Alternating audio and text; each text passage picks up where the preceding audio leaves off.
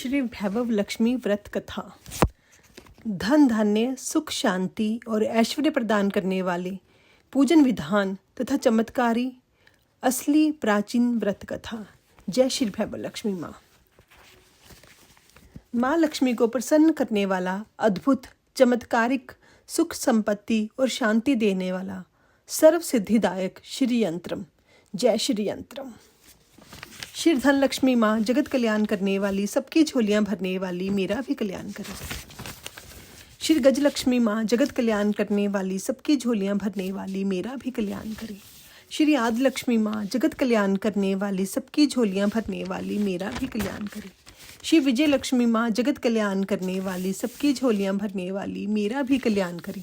श्री ऐश्वर्य लक्ष्मी माँ जगत कल्याण करने वाली, सबकी झोलियां भरने वाली, मेरा भी कल्याण करे। श्री वीर लक्ष्मी माँ जगत कल्याण करने वाली, सबकी झोलियां भरने वाली, मेरा भी कल्याण करे। श्री धान्य लक्ष्मी माँ जगत कल्याण करने वाली, सबकी झोलियां भरने वाली, मेरा भी कल्याण करे। श्री संतान लक्ष्मी माँ जगत कल्याण करने वाली, सबकी झोलियां भरने वाली, मेरा भी कल्याण करे। या रक्तांबुज वासिनी विलासनी चंडाशु तेजस्वनी, या रक्ता रुधिरंबरा हरि सखी या श्री मनोल्हादनी, या रत्नाकर मंथनाथ प्रगंटिता विष्णु स्वय गेहिनी, सामम पातु मनोरमा भगवती लक्ष्मीश्च पद्मावती। जो लाल कमल के फूल में विराजमान है, जो अतुल्य कांति वाली है, जो महान तेज वाली है, जो समस्त लाल वर्ण है, जिसने लाल वस्त्र पहने हैं, जो भगवान विष्णु की पत्नी है, जो माँ लक्ष्मी सबके मन को आनंद देती है और जो समुद्र मंथन के समय सागर से प्रकट हुई थी, जो विष्णु भगवान को प्रिय है, जो कमल में विराजित है, जो अतिशय पूजनीय है, हे लक्ष्मी माँ आप मेरी रक्षा करें। जय माँ वैभव लक्ष्मी। जय माँ लक्ष्मी की कथा। एक बड़ा शहर था। इस शहर में ना जाने कितने लोग रहते थे। देश के कोने कोने से रोजगार की तलाश में आए लोग जब इस शहर में आते थे तो उनके पास कुछ भी नहीं होता था। उनकी एकमात्र यही इच्छा रहती थी कि उनको किसी तरह से भी 2 समय की रोटी मिल जाए, मजदूरी करके अपने बच्चों का पेट पाल लें, बस प्रभु के गुण गाएं। वैसे तो देखा जाए कि मानव की इच्छाओं की कोई सीमा नहीं है। शुरू में वह सोचता है कि उसकी 2 समय की रोटी चल जाए, प्रभु की यह सबसे बड़ी कृपा होगी। इसके लिए मंदिरों में जाते हैं। जब उन्हें 2 समय की रोटी मिल जाती है तो उनके मन में कुछ और विचार आने लगते हैं, जैसे उनकी आय बढ़े, उनके पास धन हो, रहने के लिए बढ़िया मकान हो, पहनने के लिए अच्छे कपड़े हो, कार हो। रोटी मिलने के पश्चात उनकी लालसा बढ़ती जाती है। किसी ने ठीक ही कहा है कि भूख की तो एक सीमा है जिसे खाना खाने से पूरा किया जा सकता है, परंतु लालसा की कोई सीमा नहीं है। मानव जीवन भी एक सीमा है। लाखों करोड़ों के सपने, सुख शांति, मौज मस्ती की आशाओं की लालसा करने वाला इंसान यह भूल जाता है कि यह द्वार उसे मृत्यु की ओर ले जा रहा है। मानव जीवन इतना बड़ा कहाँ है जिस पर हम भविष्य का इतना बड़ा बोझ लाद देते हैं। हम काम, क्रोध, लोभ, मोह, अहंकार में अंधे होकर उस प्रभु, उस महाशक्ति को भी भूल जाते हैं जिसने इस संसार को जन्म दिया है। जो जीवन देता है वही मृत्यु भी देता है। कलयुग में तो ऐसा ही होता है।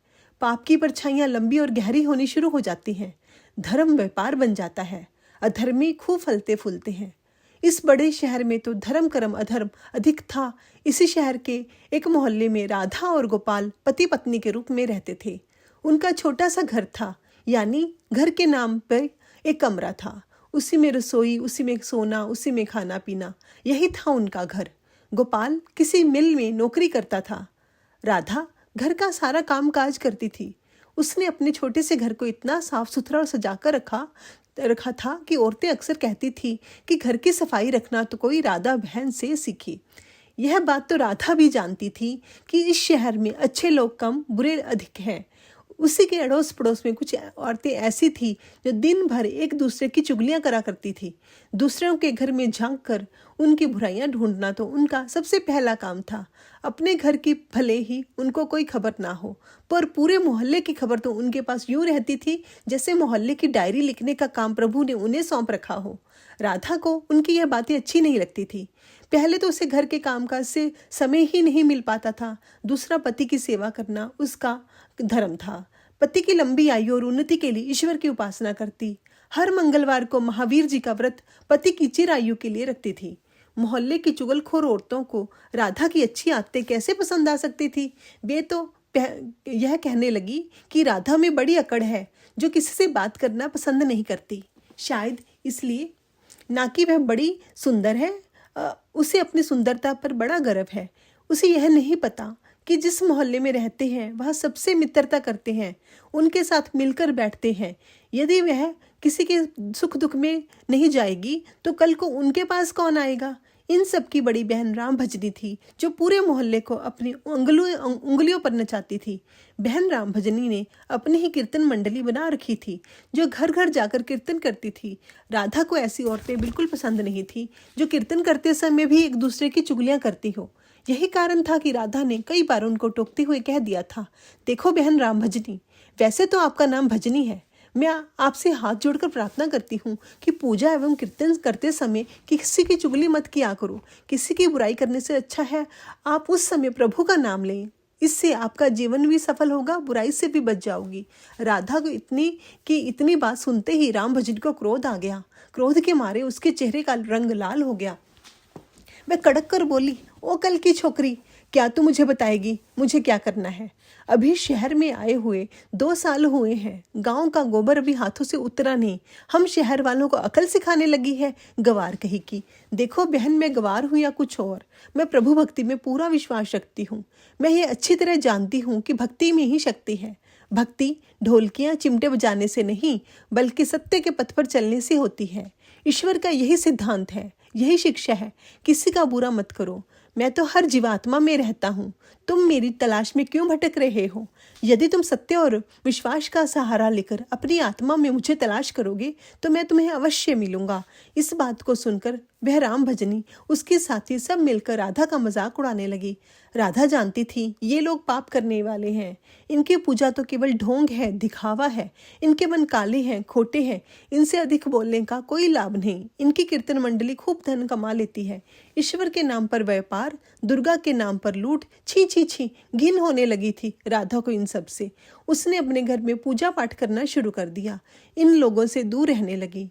उधर गोपाल बुरी संगत में पड़कर शराब पीने लगा, जुआ खेलने लगा। गांव से आया सीधा साधा गोपाल शहर के साथियों में ऐसा फंसा कि उसे बुरी आदतें लग गई। शुरू में उसने अपने आप को बहुत बचाने का प्रयास किया, लेकिन वह कब तक बच सकता था।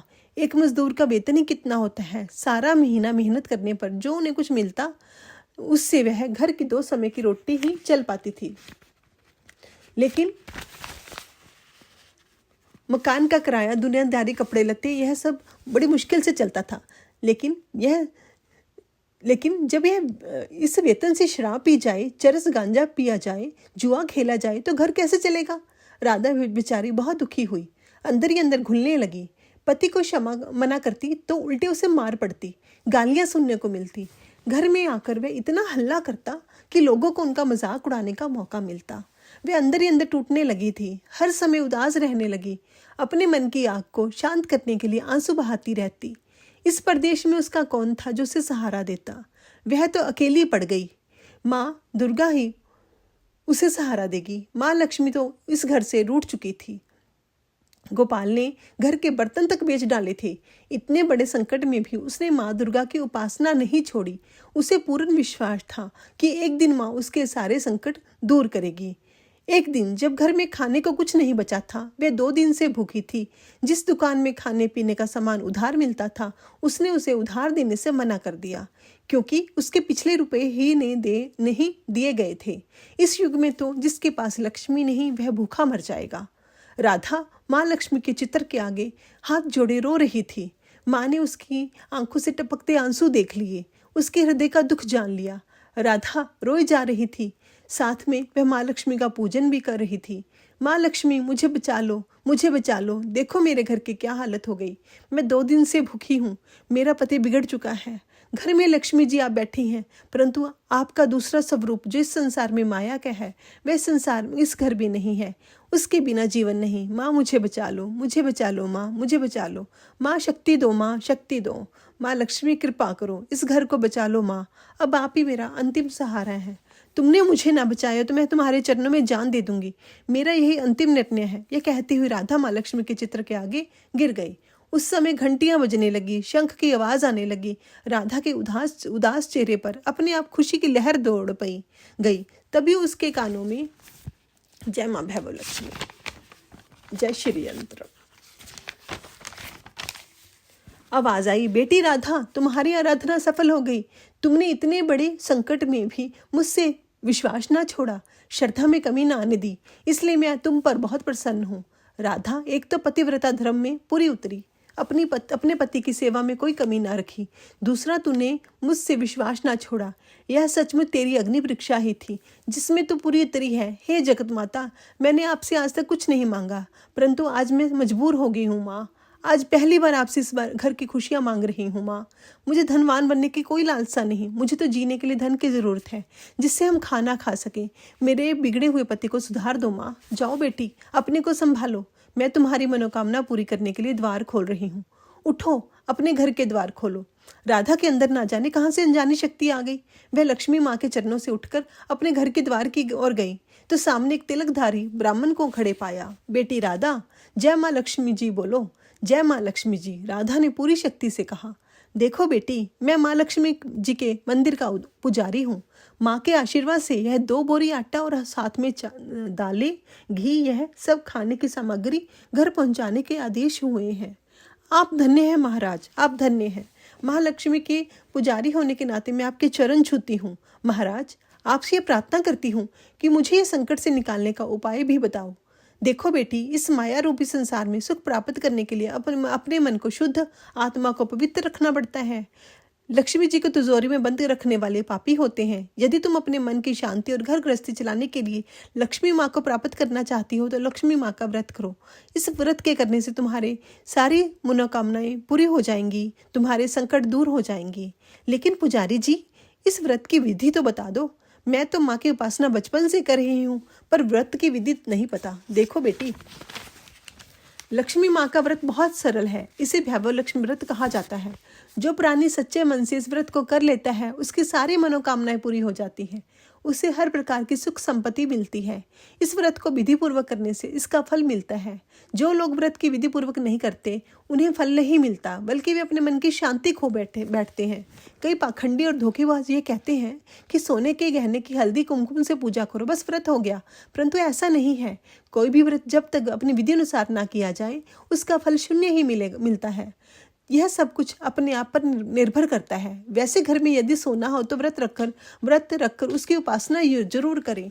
माँ लक्ष्मी जी का व्रत शुक्रवार को रखना चाहिए। सुबह उठकर नहा धोकर साफ सुथरे कपड़े पहने दिन भर माँ का पूजन करें। हर समय मुंह से ये शब्द निकालें, जय माँ लक्ष्मी, जय माँ लक्ष्मी, जय माँ लक्ष्मी। शाम के समय पूर्व दिशा की ओर मुँह करके आसन पर बैठे माँ लक्ष्मी जी की मूर्ति या चित्र किसी ऊंचे स्थान पर रखकर उसके आगे चावलों की ढेरी लगाएं। एक खुली प्लेट में सोने के जेवर रखें। यदि सोने के ना हो तो चांदी का जेवर रखें। माँ लक्ष्मी के चरणों में गुलाब के सुर्ख फूल अर्पण करके धूप के साथ देसी घी की जोत जलाएं। वैसे तो माँ लक्ष्मी के अनेक रूप हैं, परंतु इन सब की नींव श्री यंत्र है। जो माँ के भक्त श्री यंत्र के दर्शन कर लिए, समझ लो उन्होंने माँ के हर रूप के दर्शन कर लिए। इसलिए माँ का पूजन करते समय श्री यंत्र को मत भूलें। सबसे पहले प्लेट में रखे जेवर को हल्दी का टीका लगाकर 5 बार बोली, जय माँ भैरव लक्ष्मी, जय माँ भैरव लक्ष्मी, जय माँ भैरव लक्ष्मी, जय माँ भैरव लक्ष्मी, जय माँ भैरव लक्ष्मी। हमारी खाली झोली भर दो माँ, हमारी खाली झोली भर दो माँ। इसके पश्चात घी, आटे, चीनी को भूनकर बनाया गया प्रसाद जिसमें केले के टुकड़े हों, माँ लक्ष्मी की आरती करके उस प्रसाद को लोगों में बांट दें। बांटते समय भी आपकी जुबान पर जय माँ लक्ष्मी जरूर होना चाहिए। यह व्रत निरंतर 21 से 51 रखे जा सकते हैं। सूर्यास्त होने के पश्चात माँ की उपासना करके जब प्रसाद बांट लें तो आप भी भोजन ग्रहण कर सकते हैं। माँ के आगे पड़े चावल पक्षियों में डाल दें। व्रत रखने वाले हर भक्त के लिए जरूरी है कि वह श्री भैरव लक्ष्मी माँ की कथा का पाठ करे, लोगों को भी सुनाए। इससे और अधिक पुण्य मिलेगा। यह सारे व्रत जब विधि पूर्वक पूरे हो जाएं तो इसके फलस्वरूप प्राणी की हर इच्छा पूरी हो जाती है। माँ लक्ष्मी स्वयं उसका कल्याण करती है।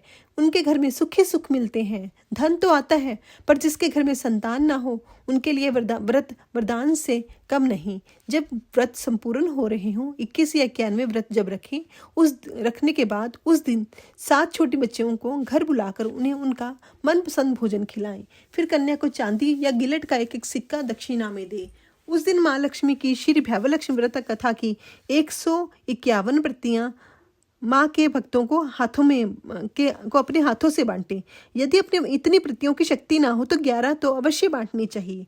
माँ की प्रतिमा के आगे बैठकर दोनों हाथ जोड़कर उनसे प्रार्थना करते हुए कहें, हे माँ लक्ष्मी, आपकी और प्रभु की कृपा से मैंने आपका व्रत विधि पूर्वक पूर्ण कर लिया है। इसलिए हे माँ, आप हमारी इच्छा पूरी करें, हमारी मनोकामना पूरी कर दें, हमें सदा सुखी रखें, हमारे परिवार को सुख देना। बस बेटी, यह हर प्राणी के लिए कल्याण मार्ग है। तुम भी श्री भैवलक्ष्मी व्रत करो, तुम्हारा पति भी ठीक हो जाएगा, तुम्हें भी धन मिलेगा, तुम सदा कष्ट मुक्त रहोगी। यह कहते हुए पुजारी जी तो चले गए। राधा ने आटे की बोरियां पड़ोसन की सहायता से अंदर रखवा दी, दालों को भी अंदर रखा। माँ लक्ष्मी की उपासना तो कर ही रही थी, परंतु विधि अनुसार नहीं कर पाती थी। आज माँ लक्ष्मी ने उसकी हालत देखकर जो उसकी सहायता की, उसे वे कैसे भूल सकेगी। सहसा उसे ध्यान आया, कल ही शुक्रवार है, मैं कल से ही माँ लक्ष्मी के 21 व्रत आरंभ करूंगी। दूसरे ही दिन से राधा ने शुक्रवार की व्रत कथा आरंभ कर दी, साथ ही माँ का व्रत रखा। सारा दिन माँ की आरती करती रही। फिर उसने रात्रि के समय श्री भैवलक्ष्मी व्रत कथा का पाठ करके घर आए पति के चरण छूकर उसे प्रसाद खिलाया। उसके पति ने उसे प्यार से सीने से लगाकर कहा, मेरी राधा, तुम तो सचमुच देवी ही लग रही हो। मैं ही पापी था जो आज तक देवता न बनकर राक्षस बना रहा, लेकिन आज मेरी आंखें खुल गई। अब मुझे अपनी भूल का एहसास हो रहा है। मैं आज लक्ष्मी माँ के चरणों में बैठकर प्रतिज्ञा करता हूँ, मैं कभी भी शराब नहीं पीऊंगा, ना कभी जुआ खेलूंगा, ना ही गंदे बुरे लोगों की संगत में बैठूंगा। मैं तुम्हें कभी दुख नहीं दूंगा। मेरे प्राणनाथ, मेरे देवता, माँ लक्ष्मी की कृपा से आप सुधर गए हो, मुझे संसार के खजाने मिल गए। आज मैं कितनी खुश हूँ। माँ ने मेरा उजड़ा घर बसा दिया, मेरा सुहाग मुझे मिल गया। अब मैं 21 व्रत पूर्ण करके श्री भैवलक्ष्मी व्रत कथा की 51 प्रतियां लक्ष्मी माँ के भक्तों को बांटूंगी, ताकि उनका भी मेरी ही भांति कल्याण हो जाए। गोपाल ने अपनी पत्नी का हाथ पकड़कर उसे चूमते हुए कहा, देखो राधा, जिस माँ लक्ष्मी ने मुझे पाप के संसार से निकाल दिया, मैं भी उनके 21 व्रत रखूंगा, सदा उनकी पूजा करता रहूंगा। राधा ने अपने पति के चरणों में अपना सिर रखते हुए कहा, मेरे देवता, आज मैं बहुत प्रसन्न हूँ, बहुत ही प्रसन्न। माँ लक्ष्मी की कृपा से मुझे आज नया जीवन मिला है। जय माँ भैवलक्ष्मी। श्री महालक्ष्मी की स्तुति। महादेवी महालक्ष्मी नमस्ते त्वं विष्णु प्रिय, शक्तिदायी महालक्ष्मी नमस्ते दुख भंजनी, श्रेय प्राप्ति निमित्ताय महालक्ष्मी नमाम्यहम्, पतितो द्वारिणी देवी नमाम्यहम् पुण्यः पुण्यः, वेदां स्त्वां संस्तुवन्ति शास्त्राणि च मोरहमम्, देवास्त्वां प्रणमन्ति लक्ष्मी देवी नमस्तुते। नमस्ते महालक्ष्मी नमस्ते भवभंजनी, भुक्ति मुक्ति न लभ्यते महादेवी तेयि कृपा बिना, सुख सौभाग्यम न प्राप्नोति पत्र लक्ष्मी न विदति, न तत्फलं समाप्नोति महालक्ष्मी मामेतहम्, देहि सौभाग्यमरोग्यम देहि मे परमं सुखम। नमस्ते आदिशक्ति त्वं नमस्ते भीतभंजन, विदेहि देवी कल्याणम विदेहि परमां श्रियं, विदावंतं यशवंतं लक्ष्मीवंतं जनम कुरुम, अचिंत्य रूप चरिते सर्वशत्रु विनाशिनी, नमस्तेस्तु महामाया सर्व सुख प्रदायिनी, नमाम्यहं महालक्ष्मी नमाम्यहं सुरेश्वरी, नमाम्यहं जगदात्री, नमाम्यहं परमेश्वरी। श्री लक्ष्मी माँ की आरती। ओम जय लक्ष्मी माता, मैया जय लक्ष्मी माता, तुमको निश दिन सेवत हर विष्णु विधाता। ओम जय लक्ष्मी माता, ब्रह्मानी रुद्रानी कमला तु ही जग माता, सूर्य चंद्रमा ध्यावत नारद ऋषि गाता। ओम जय लक्ष्मी माता, दुर्गा रूप नरंजन सुख संपत्ति दाता, जो कोई तुमको ध्याता रिद्धि सिद्धि पाता। ओम जय लक्ष्मी माता, तू ही है पाताल बसंती, तू ही शुभ दाता, कर्म प्रभाव प्रकाशक जग निधि की त्राता। ओम जय लक्ष्मी माता, जिस घर थारो वासा ताही में गुण आता, कर सके कोई कर ले मन नहीं घबराता। ओम जय लक्ष्मी माता, तुम बिन यज्ञ न होवे वस्त्र न कोई पाता, खान पान का भैभव तुम बिन नहीं आता। ओम जय लक्ष्मी माता, शुभ गुण मन सुंदर मुक्ता शीर निधि जाता रतन चतुर्दश तो को कोई नहीं पाता। ओम जय लक्ष्मी माता। श्री लक्ष्मी जी की आरती जो कोई नर गाता और अमंग अति उपजे पाप उतर जाता। ओम जय लक्ष्मी माता। स्थिर चर जगत रजाए शुभ कर्म कर लाता राम प्रताप मैया की शुभ दृष्टि चाहता। ओम जय लक्ष्मी माता। ओम जय लक्ष्मी।